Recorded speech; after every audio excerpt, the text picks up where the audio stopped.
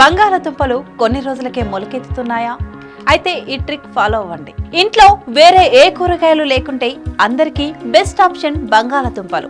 వీటితో రుచికరమైన సాంబారు చేసుకోవచ్చు, కూర్మా చేసుకోవచ్చు, ఫ్రై, కర్రీ ఇలా ఏది చేసినా రుచి భలేగా ఉంటుంది. అయితే బంగాళదుంపలను మార్కెట్ నుంచి తీసుకొచ్చిన తర్వాత ఇంట్లో ఎక్కువ రోజులు నిల్వ ఉండవు. అవి త్వరగా కుళ్ళిపోతాయి. చల్లటి వాతావరణంలో మొలకెత్తుతాయి కూడా. కానీ ఈ పద్ధతిని పాటిస్తే బంగాళదుంపలు చెడిపోకుండా, మొలకెత్తకుండా చాలా నెలల పాటు నిల్వ చేసుకోవచ్చు. ఎలాగంటే బంగాళదుంపలు మొలకెత్తకుండా ఉండటానికి ఉత్తమ మార్గం వాటిని నిల్వ చేయకుండా ఉంచటం. కాబట్టి అవసరానికి అనుగుణంగా కొనుగోలు చేయడం మంచిది. బంగాళదుంపలను బాగా వెంటిలేషన్ చేసిన ప్రదేశంలో నిల్వ ఉంచాలి.